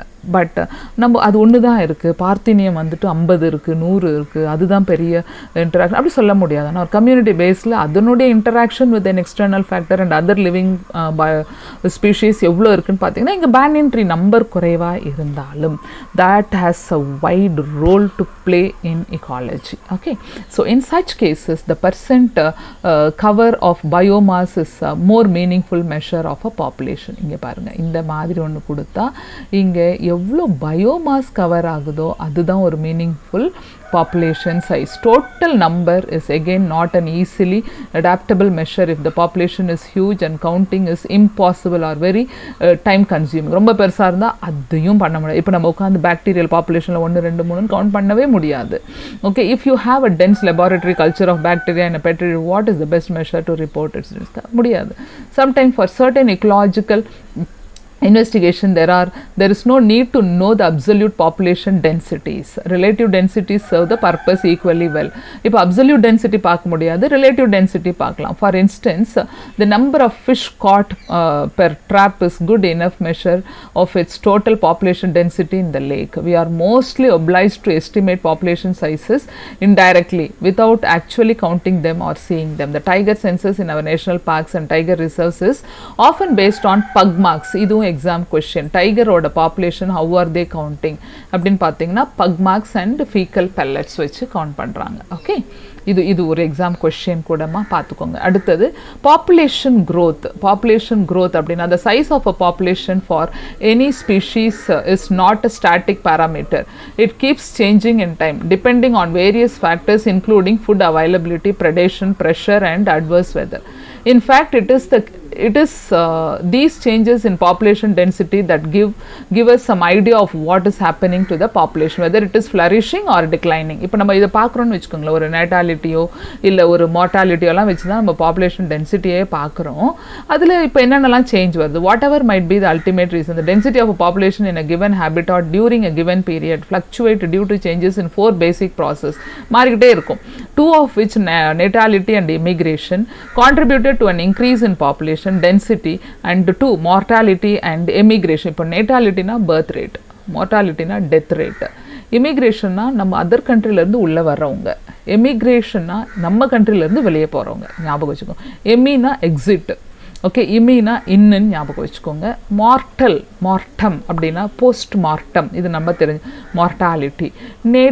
நேட்டல்னா new, புதுசாக வர்றவங்க, natality புது குழந்தை பிறந்து வர்றது. Okay, so here the population density, immigration plus this one natality, இது வந்து emigration and mortality. இங்கே பாருங்க, if n is the population density at time t, then its density at time t plus 1 is, see tங்கிறது இங்கே time. Okay, இனிஷியலாக 0வாக இருந்து இந்த டைமில் இப்போ b plus 1, that is birth rate plus immigration minus death rate plus emigration போட்டிங்கன்னா உங்களுக்கு இந்த population density கிடச்சிரும். Okay, you can see from the above equation that population density will increase if the number of birth plus the number of immigrants, b plus I, is more than the number of death plus, that is d plus e, otherwise it will decrease. Under normal, இப்போ எப்பவுமே birth rate அதிகமாகவே இருக்குது, death rate கம்மியாக இருந்தால் population increase ஆகிடும், இல்லை death rate increase ஆகுது, birth rate decrease ஆகுது அப்படின்னு சொன்னால் population குறைஞ்சிட போகுது. Under normal condition, birth and death are the most important factors influencing population density.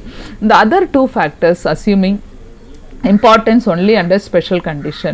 For instance, if a new habitat is just being colonized, immigrations may contribute more significantly to population growth than birth rate. Okay, ஒரு new population ஒரு இடத்துல போகிறோம் அப்படின்னா அங்கே see, for instance, if a new habitat is just being colonized, ஒரு new habitatல immigration makes an important role than this. இதுவும் ஒரு important line, இந்த லைனையும் அப்படியே படிச்சுக்கோங்க. எல்லா இடத்துலையும் வெறும் நேட்டாலிட்டியோ இல்லை மார்ட்டாலிட்டியோ இல்லை இமிக்ரேஷன் ஒரு புது இடத்துல காலனைஸ் பண்ண போகும்போது இமிக்ரேஷன் தான் அங்கே important role in a population growth. Growth models. The next title is growth model. Does the growth of a population with time show any specific and predictable pattern? No.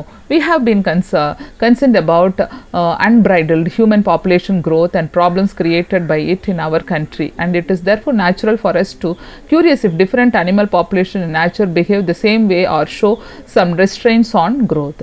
Perhaps we can learn a lesson or two from nature on how to control population growth. இப்போ பாருங்க resource availability, exponential growth is obviously essential for the unimpeded growth of a population. Ideally, when resources in the habitat are unlimited, நான் லிமிட்லெஸ்ஸாக food கிடச்சிட்டே இருக்கேன், சாப்பிட்டுனே இருக்கிறோம், அது பாடுன்னு வளர்ந்துகிட்டே இருக்குது.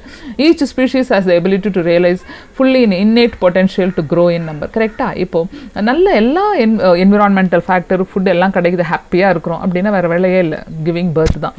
Darwin observed well developing is theory of natural selection then the population grows in an exponential or geometric fashion if in a population of a size and the birth rate not total number but per capita இது கொஞ்சம் பார்த்துக்கோங்க.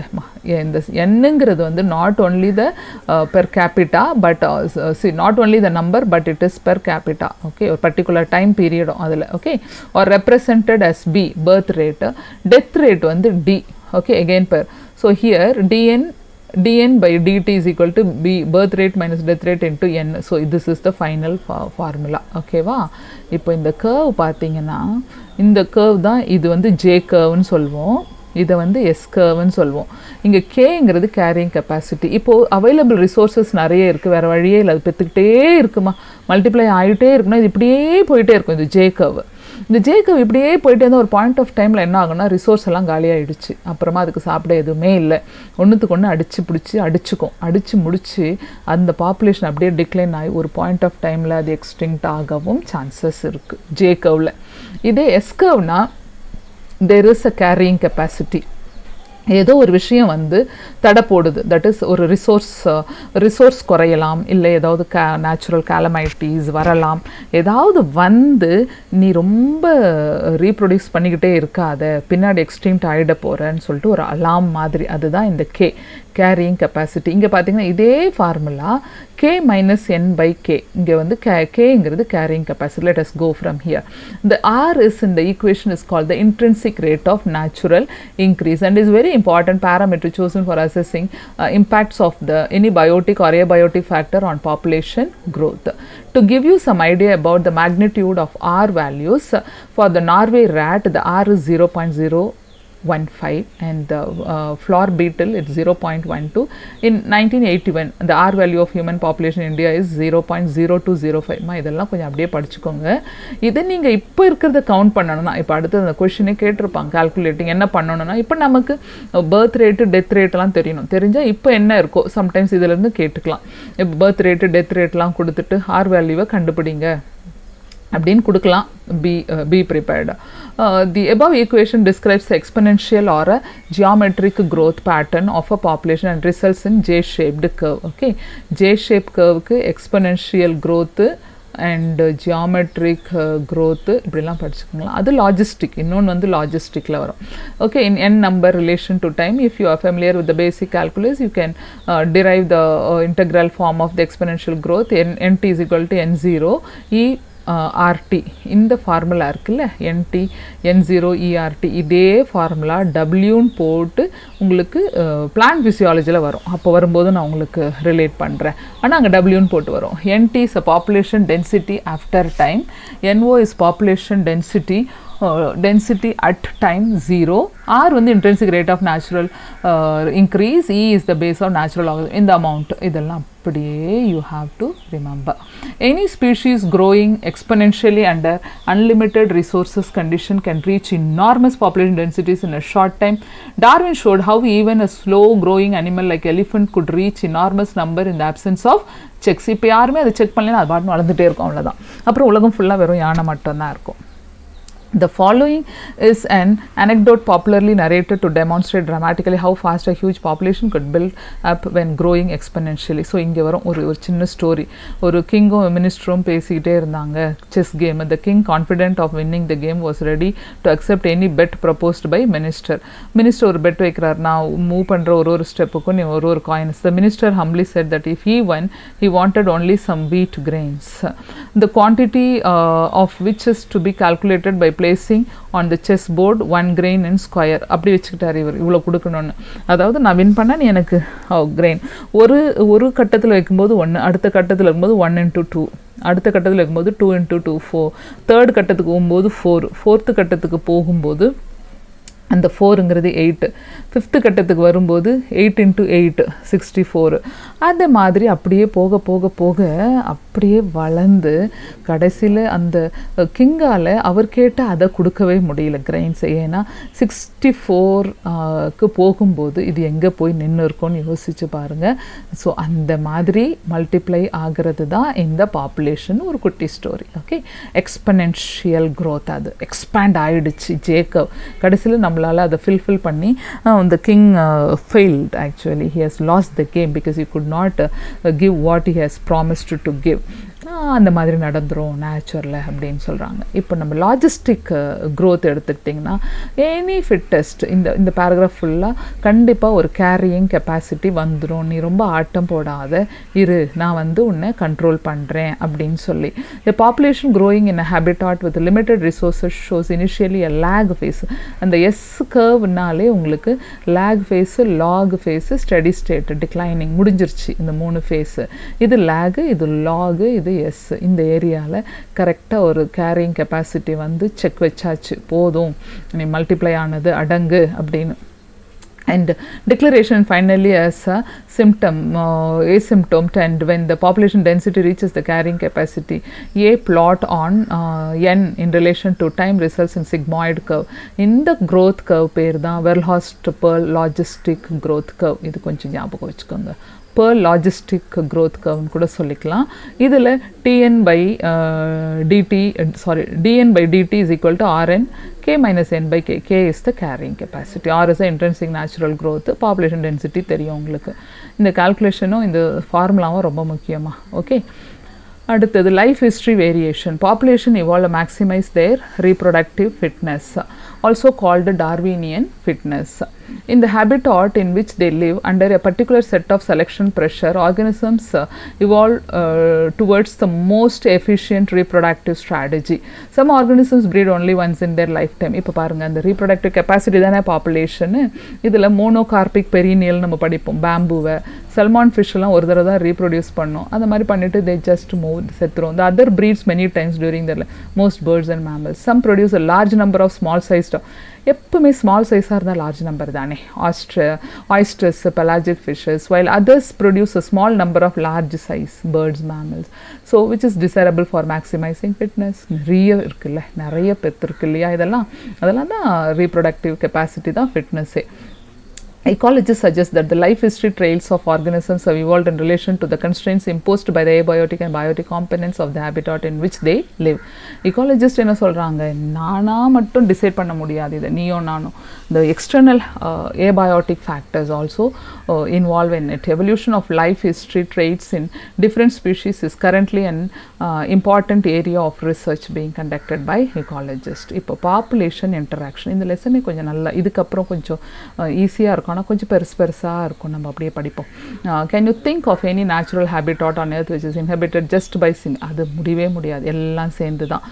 Okay, இந்த எல்லாம் சேர்ந்து தான். Even a plant species which makes its own food cannot survive alone. It needs soil microbes to break down the organic matter in soil and return to the inorganic nutrient for absorption. And then how will they plant manage pollination without an animal agent? No, it is obvious that in nature animals, plants, microbes do not and cannot live in isolation but interact as a community. Okay, even in minimal communities, many interactive linkages exist, although all may not be readily apparent. see interspecific interaction இங்கே நீங்கள் படிக்க வேண்டிய முக்கியம்னா interspecific intraspecific நான் சொல்கிறேன் உங்களுக்கு வரும்போது. Interspecific interaction arise from an interaction of a population of two different species. Two different தான் interspecific. Within a species சண்டை வந்துச்சுன்னா இப்போ மேனும் அடிச்சுக்கிட்டாங்க, ஹியூமன் பீயிங்னா intraspecific. இப்போ ஒரே லேண்டுக்காக அடிச்சுக்கிறது, ஒரே ஃபுட்டுக்காக, வீட்டில் சிப்ளிங்ஸ் வந்து சண்டை போட்டுக்கிறாங்க, அவனுக்கு 2 அப்பளம் வைக்கிற, எனக்கு 2 அப்பளம் வைக்க மாட்டேற அப்படின்னா அது இன்ட்ராஸ்பெசிஃபிக் காம்படிஷன். இதே இப்போ நாய்க்கு மட்டும் நிறைய பால் ஊற்றுற, எனக்கு கொஞ்சமாக பால் கொடுக்குற அப்படின்னு ஒரு குழந்தை சண்டை போட்டுச்சுன்னா அது interspecific competition. Okay, they could be beneficial, detrimental or neutral to one of the species or both. Assigning plus sign or beneficial interaction இங்கே கொஞ்சம் பார்த்துக்கோங்க. முக்கியமாக நீங்கள் தெரிஞ்சுக்க வேண்டிய கமென்சாலிசம், இந்த காம்படிஷன், மியூச்சுவலிசம் அண்ட் parasitism. ஒரு ஸ்பீஷீஸ் ஏ இன்னொரு ஸ்பீஷீஸ் பி, 2 ஸ்பீஷீஸ்க்கும் நடுவில் there is a give and take policy. Okay, both the partners are benefited அப்படின்னு சொன்னால் it is called mutualism. Okay, both the partners are benefited. காம்படிஷன்னா ரெண்டுமே அடிச்சுக்கிட்டு சாகுது. இந்த காம்படிஷனில் ரெண்டுமே they are not gaining anything. Okay, ப்ரெடேஷன்னா ஒருத்தர் ப்ரெடேட் பண்ணி இன்னொருத்தரை சாவடிச்சிடுறாரு. ஸோ ஒரு ப்ரெடேட் பண்ணுற predator is gaining. Okay, the prey has lost the game, so minus. parasitismலேயும் அப்படி தான், host is the loser and the parasite wins the game, so அதில் ப்ளஸ். கமென்சாலிசமில் see there is an interaction between two animals. ஒரு அனிமலுக்கு வந்து neither benefited nor it has got any harmful effects, but at the same time another one which is hosting மாதிரி, okay, ஹோஸ்ட்னு சொல்ல முடியாது, okay, that doesn't have any botheration, அதுக்கு லாஸும் இல்லை கெயினும் இல்லை, ஆனால் அது மேலே உட்கார்ந்துட்டு இருக்கிற other animal will have a beneficiary effects. கமென்சாலிசம்னா. அமென்சாலிசம் இதுக்கு உல்ட்டா. இங்கே பாருங்கள், இந்த அதாவது ஒரு பாக்டீரியாவோ இல்லை ஒரு ஃபங்கையும் சேர்ந்து வளரும்போது, ஓகே, ஃபங்கை வந்து it is disturbing the activity of a bacteria. So bacteria is in loss. But fungal population அப்படின்னு எடுத்துக்கிட்டிங்கன்னா அதுக்கு என்ன கெயினும் இல்லை லாஸும் இல்லை. ஸோ அமென்சாலிசமும் கமென்சாலிசமும் கொஞ்சம் இந்த ஒரு ஸ்பீஷீஸில் ப்ளஸ் மைனஸ், மீதி ரெண்டுத்துலேயும் 0, மீதி எல்லாம் அப்படியே ஒரு மியூச்சுவலிசம்னா போத் ஆர் பெனிஃபிட்டட், காம்படிட்டர்னா both are in loss.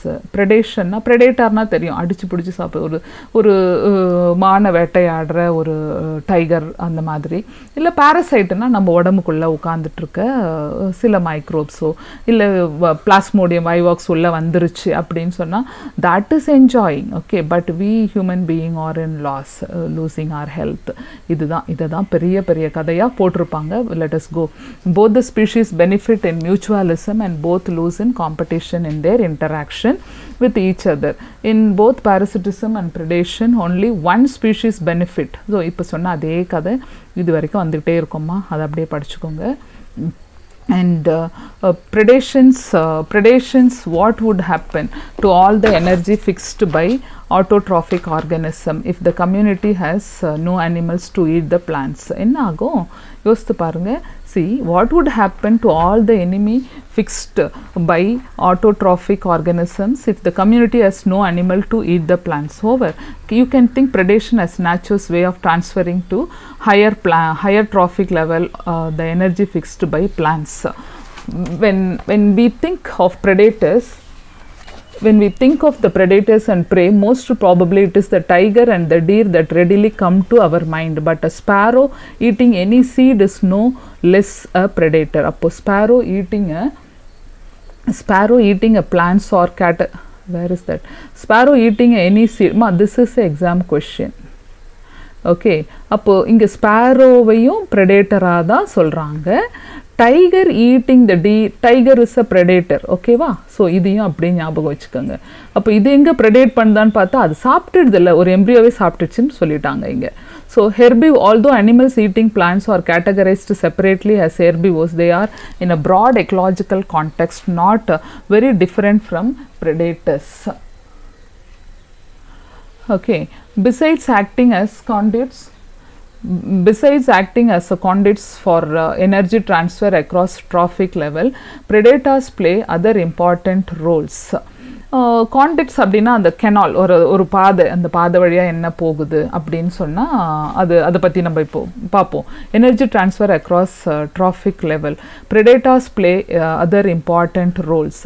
They keep prey population under control எப்பவுமே. But for predators, prey species could achieve very high population and densities and cause ecosystem instability. When certain exotic species are introduced into a geographical area, they become invasive and start spreading. இந்த பேராகிராஃபில் இருக்கிற important point நான் சொல்கிறேன் உங்களுக்கு. இப்போ ஒரு cactus வளர்ந்துகிட்டே இருக்குது. த prickly pear cactus ரொம்ப அதிகமாக வளர்ந்தது ஆஸ்திரேலியாவில் 1920. இப்போ இதை எப்படி தான் கண்ட்ரோல் பண்ணுறதுன்னு தெரில. So what they've done was, it is under the control of cactus feeding predator. ஒரு மாத்தை இன்ட்ரடியூஸ் பண்ண உடனே the predator increased, so the cactus population has come to an halt. இது ஒன்று. ஓகே, அடுத்தது பயாலஜிக்கல் கண்ட்ரோல் மெத்தட். இப்போ வீட்டில் நிறைய எலி இருந்தால் பூனை வளர்த்தா எலி செத்துரும், வயலில் எலியை பிடிக்க பாம்பு வளர்க்குறது, இது எல்லாமே biological control. predators also help in maintaining species diversity. இதுவும் predators helps in maintaining the species diversity in a community. Okay, இதுவும் ஞாபகம் வச்சுக்கோங்க. அதுக்கப்புறம் இங்கே இருக்கும் ஒரு முக்கியமான லைன். இந்த American Pacific coast the star fish Pisaster. இப்போ இதில் ஸ்டார் ஃபிஷ் பிசாஸ்டர் கொடுத்துருக்காங்கல்ல, இந்த பிசாஸ்டருங்கிறது ஸ்டார் ஃபிஷ்ன்னு எக்கினோடர்ம்ஸ் அனிமல் கிங்டமில் படிக்கும்போது மிக்ஸ் ஆகிடும். அங்கே கரெக்டாக அது ஞாபகம் வச்சுக்கோங்க. பிசாஸ்டர் நான் இங்கே தானே படித்தேன், அங்கெல்லாம் கிடையாது. அதுதான் முக்கியம். இன் field experiment when all the starfish were improved from an enclosed intertidal area, more than 10 species of invertebrate became extinct because of interspecific competition. Interspecific competition என்னன்னு சொன்னேன், intraspecific competition உங்களுக்கு என்னன்னு சொன்னேன். interspecific competitionல between two different species, but intraspecific competition within a species there is a competition. இப்போ பாருங்க, இதில் இந்த பேராகிராஃப்லையும் அடுத்த பேராகிராஃப்லையும் கண்டினியூஸாக இன்டர்ஸ்பெசிஃபிக் இன்ட்ராஸ்பெசிஃபிக்னு வரும். அதெல்லாம் அப்படியே ஞாபகம் வச்சுக்கோங்க, அது எக்ஸாம் கொஸ்டின் கூட. If a predator is too efficient and over exploits its prey, then the prey might become extinct and following it.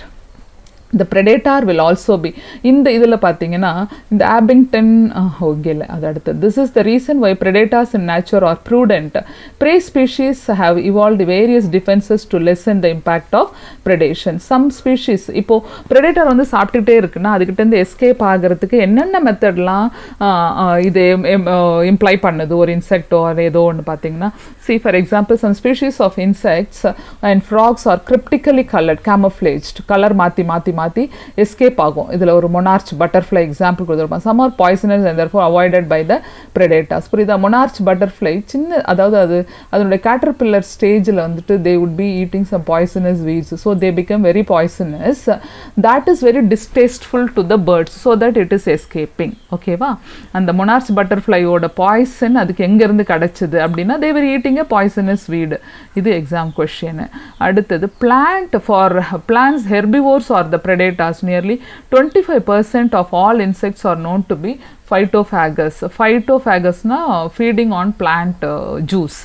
The problem is particularly severe for plant because unlike plant cannot escape, அப்படின்னா அந்த plant எப்படிலாம் escape ஆகுது அப்படின்னு பார்த்தீங்கன்னா thorns இருக்கு. இப்போ இந்த கேக்டைல thorns இருக்கு, இதுவும் எக்ஸாம் கொஸ்டின். கேலோட்ராபிஸ் இருக்குல்ல, அதில் கார்டியாக் திஸ் இஸ் எக்ஸாம். இந்த பிள்ளையாருக்கு ஒரு பூ வைப்போம் இல்லையா, பிள்ளையார் சதுர்த்திக்கு, அதுதான் கேலோட்ராபிஸ். அதில் they produce cardiac glycosides. This is actually constricting the vessels of the one which feeds them. cattle goat அதை சாப்பிட்டா அப்படியே ஹார்ட் வந்து டிஸ்டர்ப் ஆகி அது சாகிற வரைக்கும் கொண்டு போய் நிறுத்தும். அது நேச்சுரலாகவே ப்ரொடியூஸ் பண்ணுது. அதனால no animal will eat them. And a wide variety of chemical substances that are extracted from the plants on a commercial scale, though in the nicotine, caffeine, quinine, strychnine and opium etc. are produced by them actually as a defense against grazers. இதுவும் exam question தான். ஓகேவா? இந்த இதெல்லாம் கொஞ்சம் கரெக்டாக பார்த்துக்கோங்க, இந்த chemicals எல்லாம். அடுத்தது காம்படிஷன்.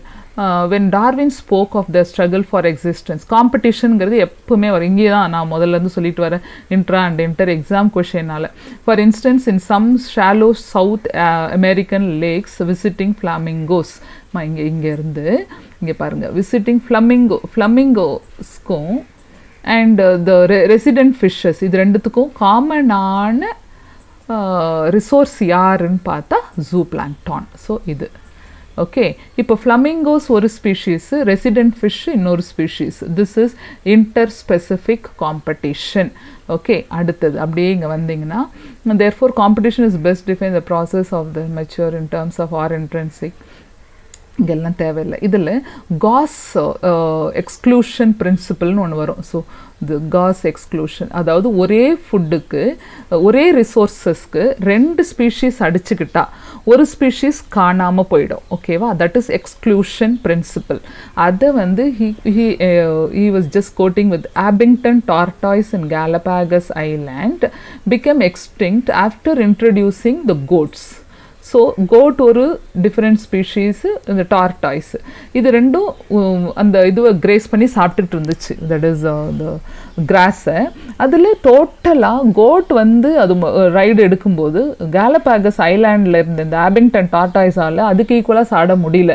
ஸோ காணாமல் போயிடுச்சு, அவ்வளோதான். Another evidence for the occurrence of competition in nature comes from what is called competitive release. இதில் பாருங்கள், a species having the whose distribution is restricted to a small geographical area because of the presence of a competitively superior species, அது is found to expand its அது சுப்பீரியராக சண்டை போட்டு அடிச்சு பிடிச்சி வாங்கி சாப்பிட்ற திறமை இருந்துச்சுன்னா அதுதான் successful. So distributional range dramatically when the competing species is extremely removed. அது கூட யார் கம்பீட் பண்ணுறாங்களோ அவனை டோட்டலாக அதை ரிமூவ் பண்ணிடும், எக்ஸ்க்ளூட் பண்ணிடும். அப்போ இவன் அந்த ஏரியாவில் சாலிடாக நான் தான் மாஸ்டர் அப்படின்னு உட்கார்றது. இதை வந்து கோனல்ஸ் இந்த இவரோட எக்ஸ்பெரிமெண்ட், கோனல்ஸ் எலிகன்ட் ஃபீல்ட் எக்ஸ்பெரிமெண்ட் ஷோட் இந்த ராக்கி சீ கோஸ்ட் ஆஃப் ஸ்காட்லாண்ட். இதுவும் எக்ஸாம். இதில் இந்த பெர்னாக்கிள்ஸ் வந்து ஒரு டைப் ஆஃப் ஆர்த்ரோபோட் ப்ரான் மாதிரி. பலானஸ் டாமினேட்ஸ் இன்ட்ரெஸ்ட். பலானஸ்க்கும் கேத்தமலஸ், திஸ் 2 ஆர் இங்கே ஞாபகம் வச்சுக்கோங்க, திஸ் 2 ஆர் இன்ட்ரா ஸ்பெசிஃபிக், ஒரே டைப். இது பிக்கர், இது ஸ்மாலர். ஓகே, இதுவும் எக்ஸாம் கொஷின் தான், எது இதில் பிக் எது ஸ்மாலர்னு கேட்கலாம். Okay, intra specific competition. So இது காணாமல் போயிடுச்சு in general. C and excludes the smaller one. அது பெருசு, இது ஸ்மால். இது எல்லாத்தையும் சாப்பிட்டு அடிச்சு தத்திட்டு இது மட்டும் உட்காந்துருக்கு. In general herbivores and plants appear to be more adversely affected by competition than carnivores. Gause competitive exclusion principle. இப்போ நான் சொன்னேன்ல, காம்படிட்டிவ்ல ஒன்று ரொம்ப ஒரே ரிசோர்ஸஸ்க்கு சண்டை போட்டுக்கிட்டு இருக்கும்போது ஒன்று ரொம்ப சுப்பீரியராக இருக்கிறது இன்னொன்று போட்டு தள்ளிட்டு போயிடும். அப்படி இல்லையா, அதில் there is a coexistence, resource partitioning. அதாவது ஓகே ரிசோர்ஸ் இருக்குது, 2 பேரும் ஒன்று தான் சாப்பிட்றோம், நம்ம 2 பேரும் அட்ஜஸ்ட் பண்ணி சாப்பிட்டுக்கலாம். எப்படின்னா காலையில் நான் வந்து இந்த புல்லை மேய்ஞ்சிக்கிறேன், மதியானம் நீ வந்து மேய்ஞ்சிக்கோ. அந்த ஒரே ரிசோர்ஸு மாற்றி மாற்றி ஆடோ ஒரு மாடோ 2 நாள் பார்க்குங்க, எதுக்கு சண்டை, நீ ஒரு டைமுக்கு வா நான் ஒரு டைமுக்கு வா அப்படின்னு பார்த்துக்கிறது. Okay, so MacArthur showed that 5 closely related species of வார்ப்ளருங்கிறது ஒரு குட்டி பறவை, அழகாக இருக்கும், எல்லோ கலரில், கண்ணெல்லாம் குட்டி குட்டியாக ரவுண்டாது. Living on the same tree were able to avoid competition and coexist due to behavioral differences in their foraging activity. So மெக்கார்த்தரோட ஃபீல்டு எக்ஸ்பெரிமெண்ட்டு வார்ப்ளரில், கோனல்ஸோட ஃபீல்டு எக்ஸ்பெரிமெண்ட் வந்து பெர்னாக்கிளில். இதுவும் ஞாபகம் வச்சுக்கணும். ஓகேவா? காஸ் சொன்னது எக்ஸ்க்ளூஷன், ஒரு ஆளை போட்டு தள்ளிட்டு போயாச்சு. ஆனால் அதை தாண்டி சில நேரத்தில் they can just exist among resource partitioning. ஓகேவா? Next interaction is parasitism. And considering that the parasitic mode of life ensures free lodging and meals, it is free lodging and meals தான் உள்ள ஃப்ரீயாக உட்காந்துட்டு இருக்கு. அண்டர்ஸ்டுட்? ஃபுட்டு ஃப்ரீயாக கிடைக்குது, தங்கறதுக்கு இடம் ஃப்ரீயாக கிடைச்சதுன்னா அதுதான் parasitism. So one single species living on other species for the sake of food as well as for the place, ரெண்டுத்துக்குமே சேர்ந்த இன்னொருத்த போட்டு டார்ச்சர் பண்ணுறது தான் parasitism. ஸோ யார் ஒருத்தர் ரொம்ப லாஸில் இருக்காரோ அவர் ஹோஸ்ட்டு, யார் ஒருத்தர் ரொம்ப கெயின் ஆகிறாரோ ஒரு parasite, have evolved to be a host specific. There are some microbes or some animal species, platyhelminth, அது மாதிரிலாம் பார்த்தீங்கன்னா they are so host specific and parasite only on a single species of host, in such way that both host and the parasite tend to co-evolve. வேறு வழியே இல்லை. இப்போ நம்ம உடம்புல இருக்கிற மைக்ரோப்ஸ்லாம், that is if the host evolves special mechanism for rejecting or resisting the parasite, the parasite has to evolve mechanism to counteract and neutralize them in order to be successful successful with the same host species. அதுக்கு ஒரு special capacity வச்சுருக்கோம். நிறைய reproductive capacity தான் அதோட main. ஒரு ஹோஸ்ட்டுக்குள்ளே போய் இருக்கணும் அப்படின்னா parasite should have a very high potential of giving birth. அதுதான் in accordance with their lifestyle, parasites evolve special adaptations such as loss of unnecessary sense organ தேவையில்லை, presence of adhesive organs or suckers to cling on to the இதெல்லாம் தேவை, loss of digestive system தேவையில்லை, ஏன்னா நம்மகிட்ட சாப்பிடுது, and high reproductive capacity. So இதெல்லாம் எது தேவை ஒரு ஹோஸ்ட்டுக்குள்ளே சக்ஸஸ்ஃபுல்லாக வாழணும்னா ஒரு பேரசைட்டுக்கு என்னெல்லாம் தேவை அப்படின்னு பார்த்தா இதெல்லாம் இந்த சென்ஸ் ஆர்கன் தேவையில்லை, அதுக்கப்புறம் அடசிவ் ஆர்கன் தேவை, சக்கர்ஸ் அண்ட் ஹூக்ஸ் நம்ம படிப்போம் பிளாட்டி ஹெல்மென்தஸில். டைஜஸ்டிவ் சிஸ்டம் வச்சு அது என்ன பண்ண போகுது, நம்மகிட்டேருந்து எடுக்க போகுது அந்த மாதிரி. ஆனால் reproductive capacity is very must. The life cycle of parasite are often complex, involving 1 or 2 intermediate host or vector to facilitate parasitization of its primary host. The human liver fluke trematode parasite depends on 2 intermediate host. Snail, fish, human அது 3 host, 2 வந்து intermediate ஞாபகம் வச்சுக்கோங்க. ஸ்னெயிலும் ஃபிஷ்ஷும் intermediate, man வந்து main, and complete its life cycle. The malarial parasites need a vector mosquito to spread to other host. Majority of the parasites harm the host. They may reduce the survival, growth and reproduction of the host and reduce its population density. இதெல்லாம் நடக்கதானே செய்யும் parasitismல ஒன்று வந்து complete in loss. So they might render the host more vulnerable to predation by making it physically weak. Do you believe that an ideal parasite should be able to thrive within a host without harming it? அது இருந்தால் நல்ல விஷயம் தானே. Then why did not natural selection lead to evolution of such totally harmless parasites? Natural selection அதுக்கான body structure and other internal factors could made them to sit with other vertebrate or invertebrate host. Nature has selected that. Okay, parasite that feed on the external surface of the host organism are called ectoparasites. வெளியில இருந்து சாப்பிட்றது. இப்போ Dix எல்லாம் டாகோட உடம்பு மேலே உட்காந்துட்டு இருக்குது, நம்ம தலையில் இருக்கிற இந்த dandruff அதெல்லாம் ectoparasite மாதிரி. Many marine fish are infested with ectoparasites, copepads. This is again a very important line. Fishes na copepads. Cuscuta, a parasitic plant that is commonly found growing on hedge plant, has lost its chlorophyll and lives in the course of evolution. It derives its nutrition from the host plant, which is a parasite. The female mosquito is not considered a parasite, although it needs our blood for reproduction. அது வந்து it is just a vector. Female mosquito is just a vector. அது நம்மளை வந்துட்டு அப்படியே பெர்மனண்ட்டாக அது நம்ம உடம்போட இருந்து போனாதான் அதை நம்ம ஃபங்கல் டிசீஸ்லாம் வந்து எக்டோபாரசைட் இல்லை உள்ளே போய் செட்டில் ஆனால் எண்டோபாரசைட்ஸ்னு சொல்கிறோம். இது அப்பப்போ வந்து கடிச்சிட்டு ஓடி போயிடுதில்ல, இது just coming to take blood and getting off. அதனால் இதை பாரசைட்டாக கன்சிடர் பண்ண முடியாது. அது ரிலீஸ் பண்ணுற பிளாஸ்மோடியமை பாரசைட்டாக கன்சிடர் பண்ணலாம். In contrast, endoparasites are those that live inside the host body at different sites, liver, kidney, lungs. This is the one. எங்கெல்லாம் அது சுற்றிட்டு வரும், எந்தெந்த இடத்துலலாம் நம்ம அதுக்கு ஹோஸ்டாக இருக்கணும். The life cycle of endoparasites are more complex because of their extreme specialization. Their morphological and anatomical features are greatly simplified while emphasizing their reproductive potential. Brood parasitismனா என்ன தெரியுமா?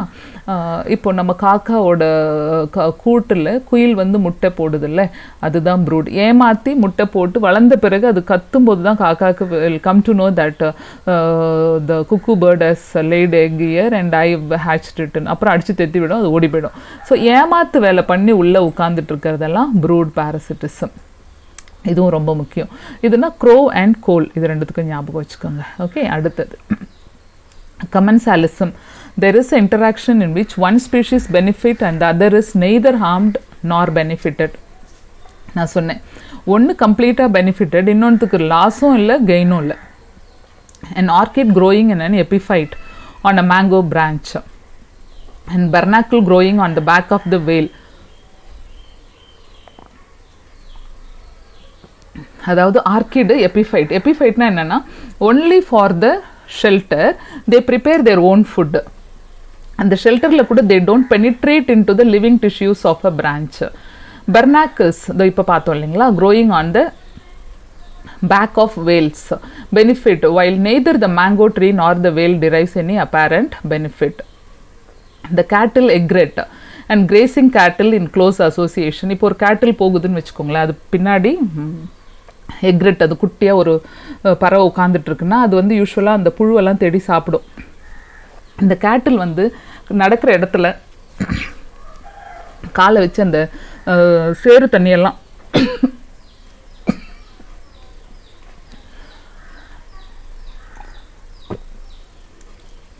அந்த சேறு தண்ணியெல்லாம் சொதப்பும் பாருங்க கேட்டில். அப்போது எக்ஸ்கியூசஸ் அது சொதப்பி விடும்போது என்ன பண்ணால் அந்த புழுவெல்லாம் வெளியில் வரும். அதை இந்த எக்ரெட் பேர்டு எடுத்து சாப்பிடும்.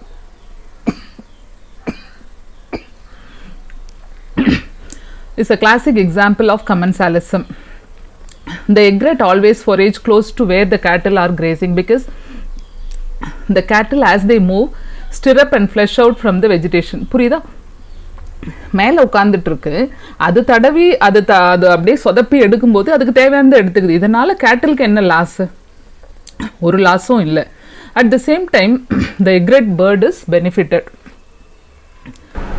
கேட்டிலும் எக்ரெட்டும் பற்றி இப்போ பார்த்தோம். இன்னொரு எக்ஸாம்பிள் இருக்குது கமென்சாலிசமில். இந்த clown fish, sea anemone and their stinking tentacles on the clownfish. இதுவும் exam question.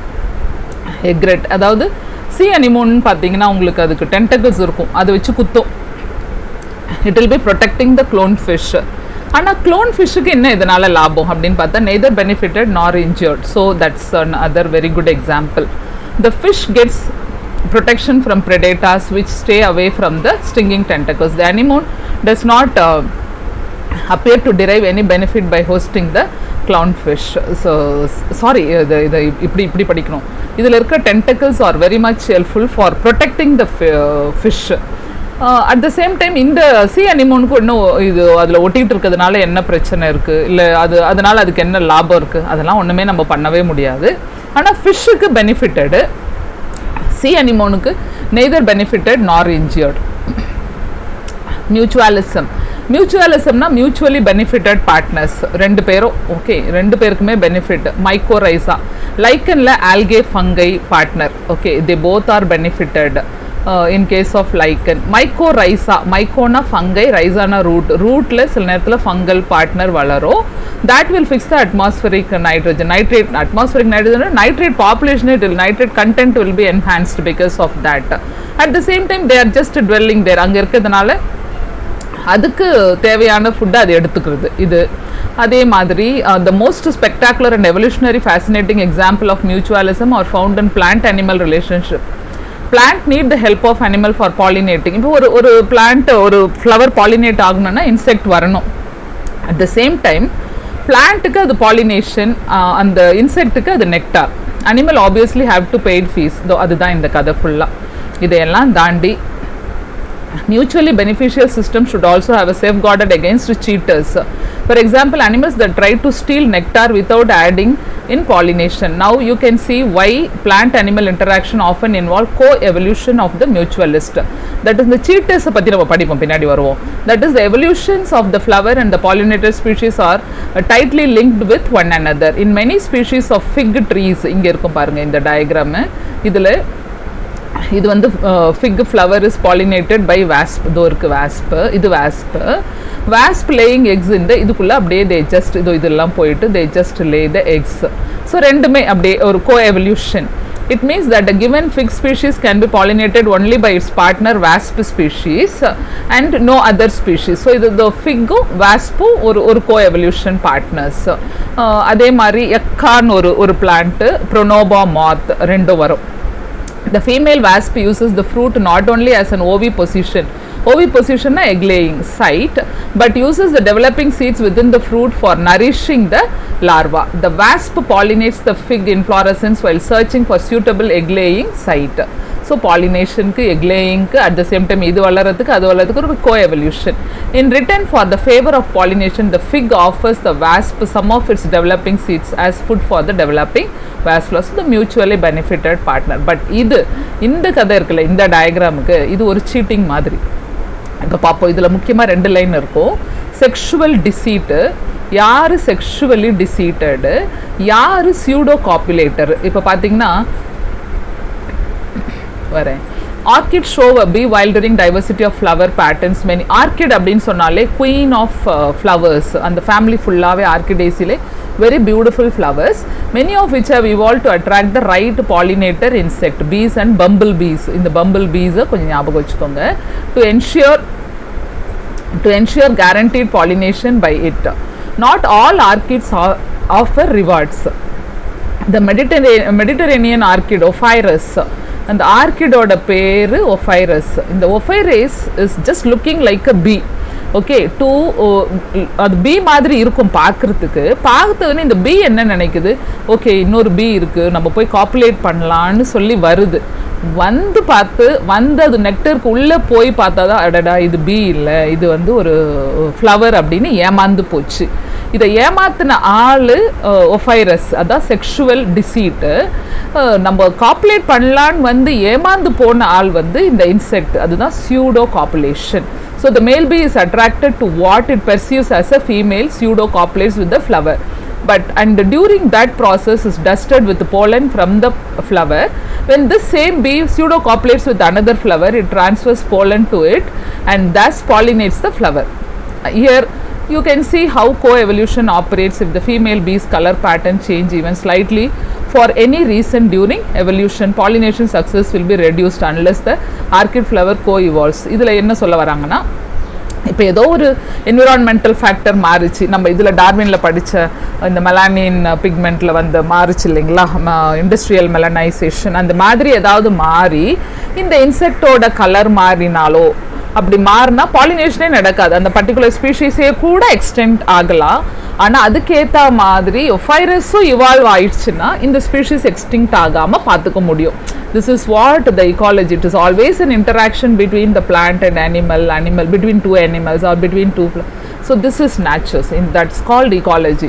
So with this lesson is coming to an end. Actually இந்த லெசனில் ரொம்ப முக்கியமாக இந்த நேச்சுரல் அந்த pollination patterns, not pollination patterns, இந்த இன்டராக்ஷன்ஸ் கமென்சாலிசம் அமென்சாலிசம், அதுக்கப்புறம் இந்த பீ வாஸ்ப், இதெல்லாம் ரொம்ப முக்கியம்.